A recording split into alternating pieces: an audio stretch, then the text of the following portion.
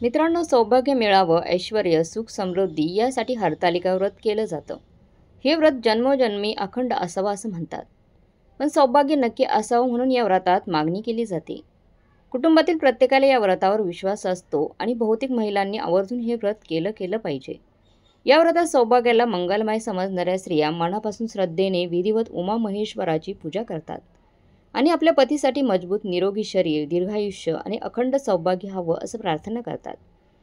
हरतालिका म्हणजे काय? सौभाग्य मिळवणं, वाढ आणि ऐश्वर्य, सुख, समृद्धी मिळावी.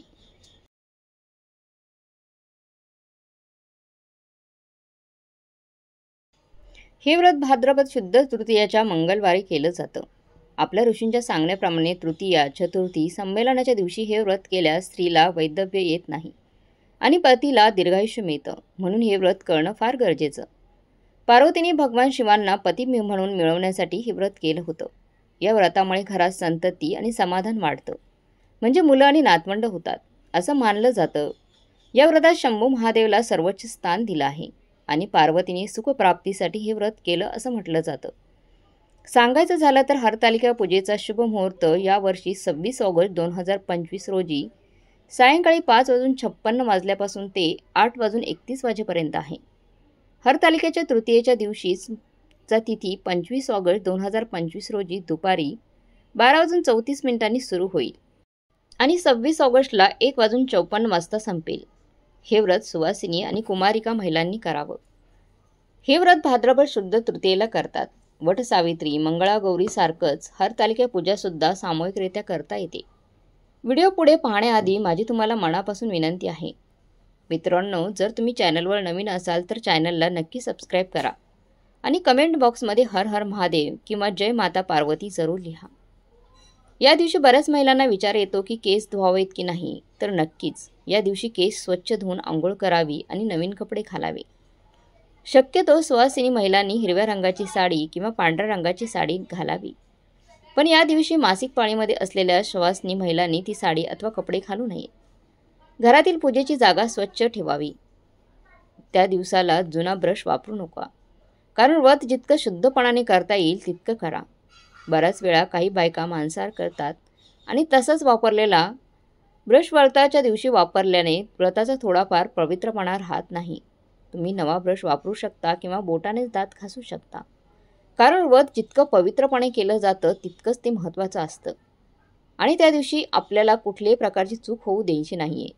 बऱ्याच बायका निर्जल उपवास ठेवतात, पण शक्य नसेल तर फक्त पाण्यावर उपवास तुम्ही करू शकता किंवा चहा, दूध, फळं वगैरे घेऊ शकता.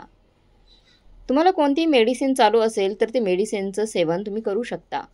उपवासात तुम्ही उपवासाचे पदार्थ किंवा फळं खाल्ली तरी चालेल. पूजा मांडताना पूजेची जागा स्वच्छ करून घ्यावी. पूजेचे साहित्य तांब्याचे किंवा चांदीचे असावे. डाव्या बाजूला तांब्याला पूजेला ठेवावं. पूजा करताना सर्व साहित्य जवळच ठेवा, म्हणजे मध्येच काही घेण्यासाठी उठावं लागणार नाही. हरतालिका व्रत करताना खास पत्री आणि फुले लागतात, त्यामुळे त्याची सोय आधीपासूनच करायला हवी, म्हणजे पूजा मांडताना किंवा पूजेच्या मुहूर्तावर धावपळ होणार नाही. हरतालिकेच्या पूजेसाठी चौरंग, वाळू, कळस, नारळ, चंदन, कापूर, बेलाची पाने लागतात. शमीची पाने, आंब्याची पाने, पांढऱ्या फुलांसह 16 प्रकारच्या पत्र्या, ज्या पत्र्या तुमच्याकडे उपलब्ध असतील आणि तुमच्या भागात घेतल्या जात असतील त्यानुसार तुम्ही घेऊ शकता. याशिवाय पूजेसाठी फुलं, पंचामृत, रांगोळी, तांदूळ, तामण, पळी, पंचपात्र, आसन, निरंजन, शंका, घंटा, समई, हळद, कुंकू, अष्टगंध, गुलाल, बुक्का, अक्षता, उदबत्ती, कापूर, तुपाच्या किंवा तेलाच्या वाती, अत्तराच्या फाळ्या, विड्याची पाने, सुपारी, बदाम खारका, फळं, खडी साखर, गुळ, खोबरे, पंचामृत, कापसाचं वस्त्र, सौभाग्याच्या वस्तू जसं की बांगड्या, काजळ, सिंदूर असे सगळं साहित्य तुम्ही घेऊ शकता. प्राणप्रतिष्ठेनंतर विसर्जन होईपर्यंत मूर्ती हलवू नये. मूर्ती मातीची असल्यामुळे तिची काळजी हळूवारपणे घ्यावी.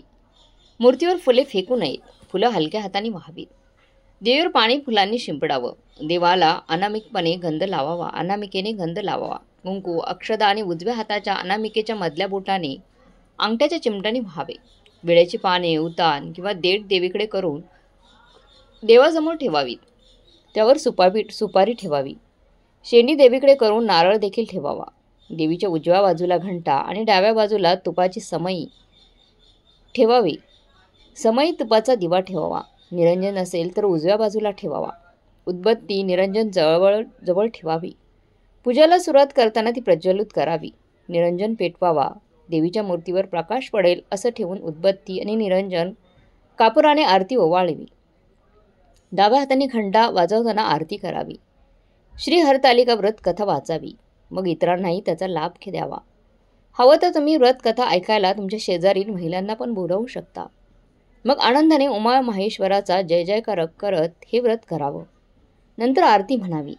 त्यानंतर देवीला महानैवेद्य दाखवावा. पूजा करणाऱ्या महिलेने संपूर्ण दिवस उपवास ठेवावा. शक्य असल्यास, जर शक्य नसेल तर पाणीही पिऊ नये. तुमच्या ताकदीने व्रत करायचं आणि रात्री जागरण करायचं. पूजा झाल्यावर माता पार्वतीच्या नावाने एका सुवासिनीला खणा नारळांनी ओटी भरावी. दुसऱ्या दिवशी सकाळी उत्तर पूजा होईपर्यंत दिवा पेटलेला असावा. उत्तर पूजेनंतर हरतालिका मूर्तीवर वाहिलेली फुले, पत्री, समुद्र, नळे, नदी किंवा तळे किंवा मोठ्या पाण्यात विसर्जित करावीत. दुसऱ्या दिवशी सकाळी उत्तर पूजा करून व्रताचं पारायण करावं. हे व्रत खूप प्रभावी आहे. शुभ आणि सौभाग्य टिकवणारं, वाढवणारं आहे. यश आणि आनंद मिळतो याने. कीर्ती आणि सुख समृद्धी मिळवून देणारे हे महान व्रत आहे. प्राचीन काळापासून महिलांनी हे व्रत केलेले आहे. पतीचं प्रेम कायम राहावं, पती निरोगी आणि दीर्घायुष्य लाभावं म्हणून प्रतिव्रता स्त्रिया प्रामाणिकपणे हे व्रत करतात. भक्तिभावाने उमामहेश्वराला प्रार्थना करतात. त्यामुळे स्त्रीला सौभाग्य प्राप्त होतं. मनातील इच्छा पूर्ण होतात. भोलेनाथ तिच्या सर्व मनोकामना पूर्ण करतो. तिला संपत्ती, संतती आणि सुख मिळतं. हा माहितीपूर्ण व्हिडिओ तुम्हाला आवडल्यास व्हिडिओला एक लाईक द्यायला विसरू नका आणि चॅनलला सबस्क्राईब करून आम्हाला प्रोत्साहन द्या. तुमचे एक लाईक आम्हाला असेच माहितीपूर्ण व्हिडिओ तुम्हापर्यंत घेऊन येण्यासाठी प्रेरणा देतो. तसेच हा व्हिडिओ संपूर्ण पाहिल्याबद्दल तुमचं मनपूर्वक आभार. धन्यवाद. हर हर महादेव. जय माता पार्वती. आता व्हिडिओमध्ये आपण पाहूया की हरतालिका व्रतामध्ये काय करू नये. हरतालिका तीज व्रतामध्ये पाणी पिण्यास मनाई आहे. हरतालिका व्रताचा उपवास करणाऱ्या सर्व मुली आणि महिलांनी उपवासादरम्यान पाणी पिणे टाळावे. करवा चौथ प्रमाणे या उपवासातही पाणी पिण्यास मनाई आहे. हरतालिका तीजला पाणी प्यायल्याने माशाचा पुढील जन्म होतो अशी पौराणिक समजूत आहे. करवा चौथ प्रमाणे या उपवासातही पाणी पिण्यास मनाई आहे. हरतालिका तीजला पाणी प्यायल्याने माशाचा पुढील जन्म होतो अशा पौराणिक समजूत आहे. हरतालिका व्रतामध्ये साखर देखील खाऊ नये. हरतालिका तीजच्या उपवासात मिठाई खाणे देखील टाळावं. पौराणिक मान्यतेनुसार ज्या स्त्रिया हरतालिका तीजचे व्रत करतात आणि साखर किंवा इतर गोड पदार्थांचं सेवन करतात, त्यांच्या पुढील जन्मात माशीचा जन्म होतो असं म्हटलं जातं.